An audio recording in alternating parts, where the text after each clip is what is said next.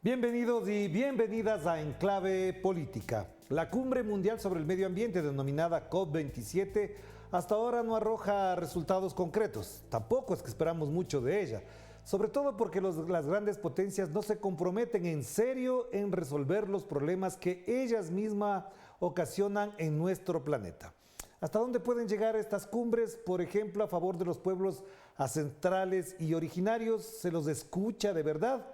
Pues de esto queremos conversar con el vocero del movimiento Napo Resiste, fundador del Movimiento por la Liberación de los Pueblos Indígenas y Negros, quien además fue reconocido como uno de los 100 personajes más influyentes de América Latina, el ciudadano quichua de la Amazonía ecuatoriana, Leonardo Cerda, a quien le damos la más cordial bienvenida y por supuesto nos conectamos con él allá en Egipto, donde se desarrolla la COP27. Leonardo, qué gusto tenerlo acá, ¿cómo está? Muchísimas gracias, Orlando. Gracias por atender esta invitación, Leonardo. Cuéntenos cómo mira, cómo ha visto usted el desarrollo de la cumbre en Egipto, hasta dónde lo ocurrido ahí le da esperanzas de que efectivamente el planeta tenga algún viso de salvación. Uno de los principales temas de tensión aquí entre los países pobres y los países ricos es el tema del financiamiento climático.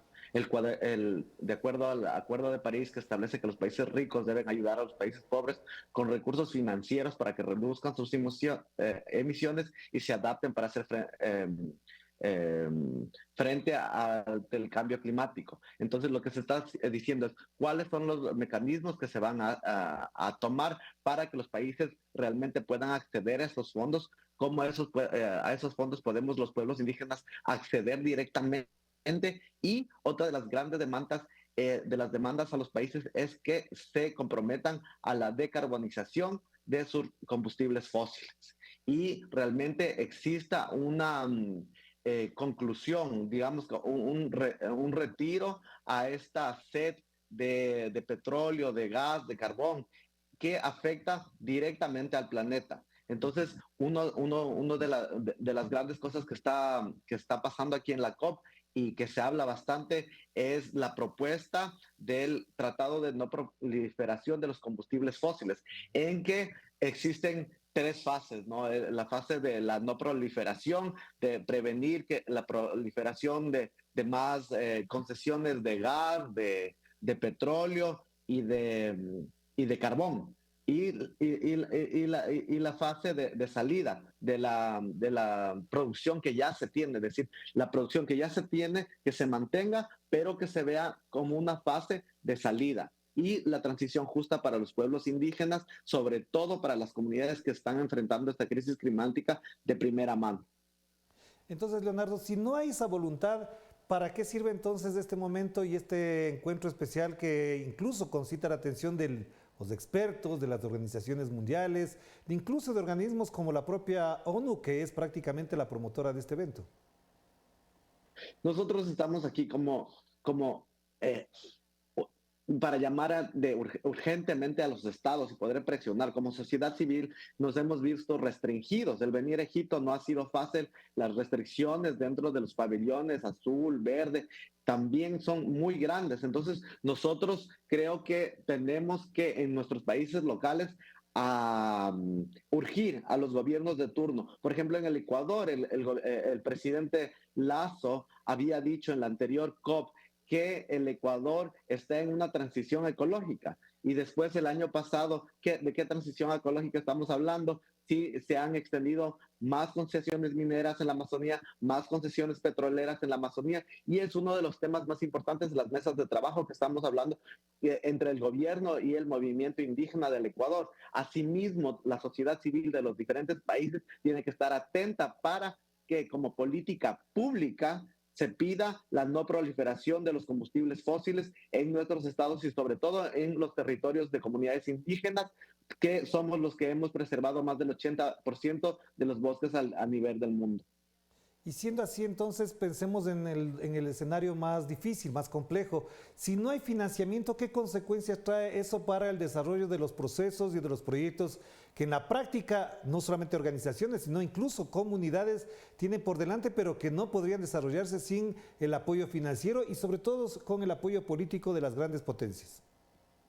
Las finanzas climáticas, el tema de pérdidas y daños es uno de los puntos de tensión entre los países ricos y pobres. Ahora, si no llegamos a un acuerdo a tal, es una crisis catastrófica para el mundo, ya que a la extensión, al paso que vamos ahorita para el 2030 y para el 2050, vamos a sobrepasar el 1.5 grados que era el Acuerdo de París. Vamos a estar alrededor de los 2 grados y las consecuencias ya estamos viendo de primera mano lo que está pasando con las inundaciones en Pakistán, las inundaciones en la Amazonía, los fuegos en la Amazonía, los fuegos en California y en el mundo.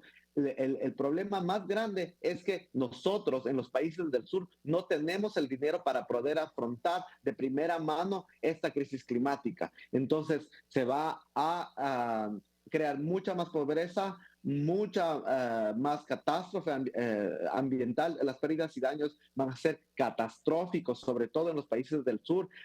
En África mismo, los 10 países, uno tiene el continente con los países que más van a ser afectados ante la crisis. Que Tuvalu se va a inundar, Florida en Estados Unidos. ¿Qué estamos pasando? ¿Cómo nos vamos a adaptar? ¿Cómo vamos a tener una transición justa para nosotros, que no hemos sido los que hemos causado este daño que ha sido provocado por la industrialización y sobre todo por la colonización de los países ricos a los países pobres, desde la colonización que se ha basado en la usurpación de nuestros territorios, de nuestros recursos y de la esclavización de nuestros pueblos? Entonces, tiene que haber un acuerdo sistemático para un cambio sistemático y orgánico alrededor del mundo, donde los pueblos indígenas, donde las minorías estén puestas al frente de esta lucha climática.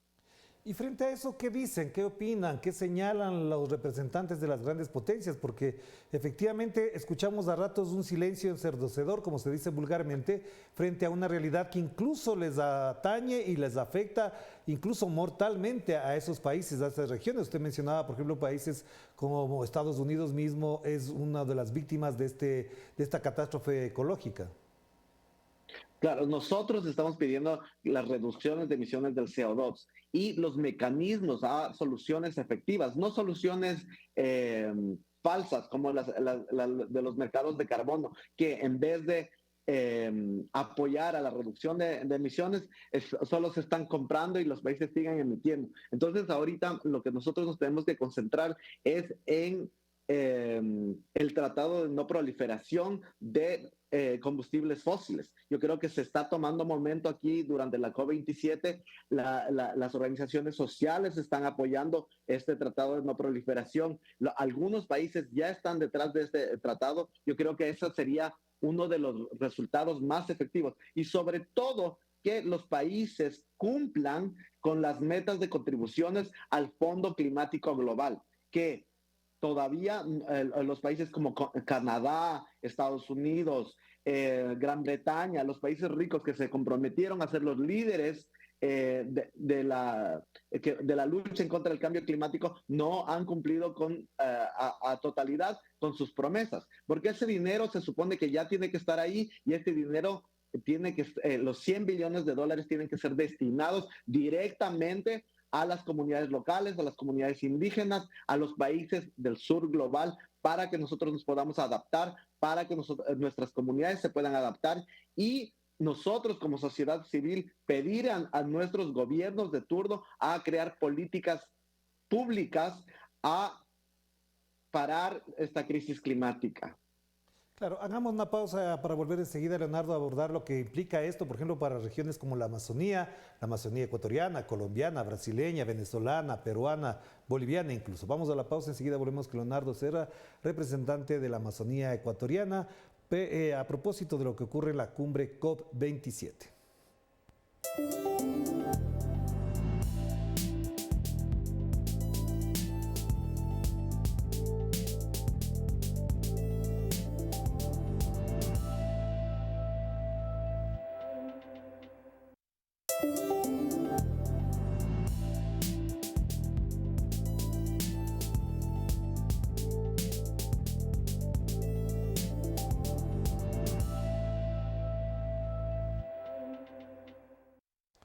Estamos de vuelta aquí en Clave Política. Seguimos conversando con Leonardo Cerda, representante ecuatoriano, por supuesto, a la COP27 que se desarrolla todavía en Egipto. Leonardo, en el caso concreto del Ecuador, y particularmente quiero referirme no como una entidad geográfica muy ceñida al mapa ecuatoriano, sino como parte de ese gran ecosistema llamado Amazonía, ¿cuáles son las implicaciones en este momento de la catástrofe ecológica que se ha denominado ya a lo que vivimos actualmente?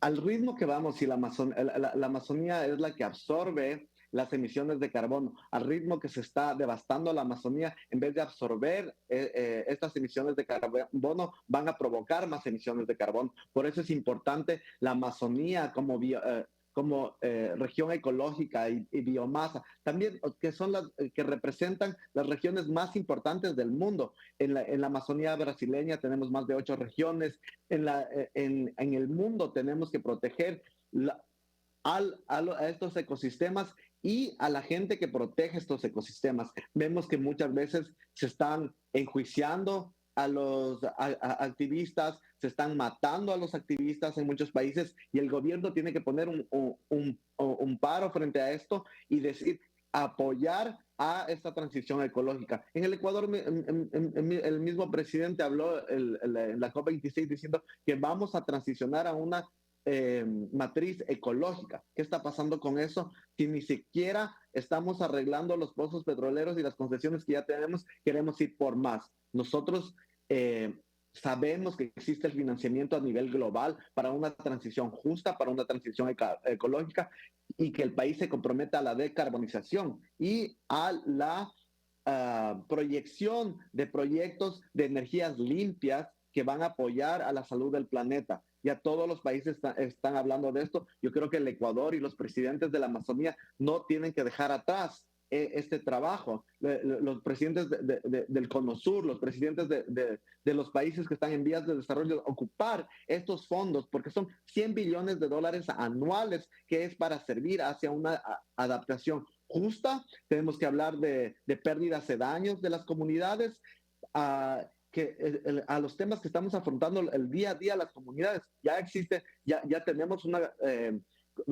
catástrofe climática al frente de nosotros. Más bien tenemos que empezar esta lucha porque de aquí al 2030, de aquí al 2050, no falta mucho y si no nos preparamos desde ahora en esta transición, no lograremos sobrevivir en una crisis climática que realmente afectará mucho más a nuestros países, que son los que no hemos provocado esta crisis en un primer lugar.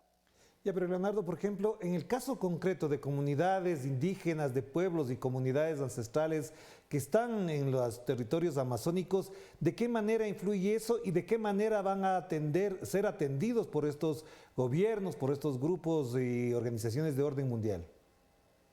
Las soluciones basadas en la naturaleza y los ecosistemas abordarán los impactos del cambio climático en la biodiversidad y en las formas que las comunidades tenemos. Nosotros ya tenemos nuestros planes de desarrollo local, estamos aguardando la biodiversidad, es decir, digamos, tenemos los parques nacionales, las reservas. Nosotros, como comunidades indígenas, al no permitir la proliferación de concesiones mineras, petroleras en nuestras regiones, ya estamos haciendo un apoyo a esta lucha en contra del cambio climático. Ahora, el tema de los financiamientos es para esta lucha, es decir, para el mantenimiento de ecosistemas. Nosotros, ¿cómo vamos a luchar en contra del cambio climático si no tenemos comida en la mesa? Es lo que decimos. ¿Cómo nuestras comunidades tienen que saber qué es lo que es el cambio climático, pero también se tiene que abordar esto desde una perspectiva económica, social, racial y de clase, que nuestros gobiernos han sido y son sistemáticamente racistas con las comunidades indígenas y con las minorías étnicas. Entonces, de esta manera, promoviendo este financiamiento, se va a hablar de proteger la biodiversidad, de una transición energética, de un financiamiento verde, de promoción de ciencias sostenibles. Eso es lo que nosotros estamos pidiendo acá desde el caucus indígena. Pero, por ejemplo, hay una paradoja que también vale la pena mencionar y apreciaría mucho que nos dé su opinión, porque, por ejemplo, en las zonas que han sido devastadas por las industrias petroleras y además forestales, por ejemplo, en Brasil, Ahí gana el señor Jair Bolsonaro con el apoyo de esas poblaciones que obviamente son las víctimas. ¿Cómo se entiende esta paradoja de que quienes son los victimarios son los que son elegidos por estos pueblos y estas comunidades? Yo creo que tiene que haber un tipo de conciencia política. Yo creo que lo que pasó en Brasil con Jair Bolsonaro fue una catástrofe, no solo para Brasil, sino para el mundo, con los incendios de la Amazonía y con la provocación y el llamamiento a los grilleros para que vengan a quemar y despojar a los territorios indígenas. Ahora creo que con Lula vamos a ver una nueva visión. Lula se ha comprometido a hacer el ministerio indígena, se ha comprometido a legalizar las tierras de los pueblos indígenas y se ha propuesto no más devastación, una transición ecológica. Brasil también está pidiendo ser sede de la COP después de Abu Dhabi. Veamos qué pasa con eso, porque nosotros ya tenemos, como región, tenemos que concentrarnos y tomarle de la mano al presidente Lula da Silva para que demuestre con hechos que los pueblos indígenas están al frente y cómo se van a organizar en Brasil para no proliferar el tema de las quemas, para no más concesiones mineras, ni petroleras, ni territorios indígenas. Yo creo que tenemos a la vanguardia las dos primeras mujeres indígenas, que son Celia Chacrabá, Sonia Guayayara, están al frente de esta comisión de llevar a cabo los puntos que se acordaron con Lula. Vamos a ver si Lula se atiene a estos compromisos ya adquiridos en su campaña para no permitir que los guerrilleros y que la delincuencia se apodere de territorios indígenas que están despojando y están acechando contra la humanidad, porque al destruir la Amazonía y al destruir los diferentes biomas en Brasil, sobre todo, que es uno de los países más grandes y que ahora va a estar a favor de la lucha de la protección de los bosques y de la biodiversidad, vamos a ver qué pasa. Yo creo que Lula va a tener un muy gran trabajo que probar y en base a sus compromisos y demostrar al mundo que nosotros ya estamos haciendo nuestra parte y que nosotros necesitamos que se desembolse ese financiamiento a nuestros países en el sur, a nuestras comunidades, para seguir avanzando con soluciones efectivas, soluciones de base, soluciones provenientes de las comunidades indígenas y los enfoques y políticas que apunten a reducir los efectos de los gases de efecto invernadero y tecnologías que alteran nuestros ecosistemas, y vemos cómo vamos a facilitar la transformación necesaria a una economía baja en carbono, donde que reduzcamos realmente las emisiones de carbono a nivel mundial y dejemos menos del 1.5 grados que fue el Acuerdo de París. Una última cosa que quisiera consultarle, digamos, dividir en dos partes, tiene que ver con los acuerdos que firmaron los movimientos sociales, campesinos e indígenas del Ecuador con el gobierno de Guillermo Lasso, que incluían temas de orden ambiental.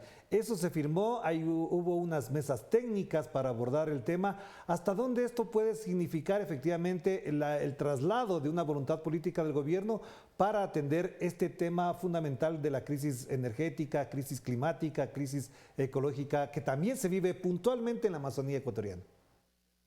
Uno de los puntos en las mesas de trabajo que sí se habló con el gobierno de Ecuador era el tema de la no proliferación de las concesiones mineras en la Amazonía, de declarar una emergencia ambiental a la Amazonía y a los territorios indígenas que han sido perpetrados por los mineros ilegales, por concesiones mineras, por concesiones petroleras. Entonces yo creo que esos son los puntos que estamos hablando. Nosotros como país tenemos que trabajar entre nosotros con las mesas técnicas y demostrar al gobierno que ya no es viable más concesiones mineras, más concesiones petroleras, porque eso es solo quedarse con el status quo, y los que están ganando ese dinero ni siquiera es el Estado.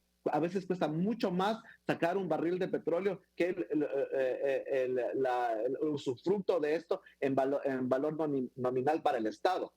Las consecuencias de impactos ambientales, sociales, son mucho más altas. Así que el Ecuador tiene un reto muy grande para sentarse y seguir conversando con los pueblos indígenas para el Tratado de No Proliferación de Combustibles Fósiles, para ver de qué manera se puede sostener una economía y transformar en una economía baja en el consumo de combustibles fósiles y en una economía de energías limpias, y que ya los estados se está diciendo que pueden provocar más de 80 millones de trabajos para la gente joven. Empecemos por eso, porque no hay trabajo, no hay salud, no hay educación, no hay agua limpia, no hay territorios limpios. Entonces, ¿de qué estamos hablando? El Estado se tiene que enfocar ya en esto y empezar a generar esos trabajos y esa conciencia ambiental para combatir esta crisis climática. Muchísimas gracias, Leonardo. Muy atento, por supuesto, a los resultados de esta cumbre y, por supuesto, cuando esté por acá le invitaremos para que aquí físicamente lo podamos conversar en Telesur. Un abrazo a la distancia. Muchísimas gracias. Hasta luego. Gracias a Leonardo Cerda, representante ecuatoriano ante la COP27, por supuesto, considerado uno de los personajes más influyentes de América Latina, el ciudadano quichua de la Amazonía ecuatoriana, Leonardo Cerda. De esto seguiremos atentos, por supuesto, en los espacios informativos y de análisis y opinión. De esto, digo, seguiremos hablando. Cuídense mucho. Chao, chao.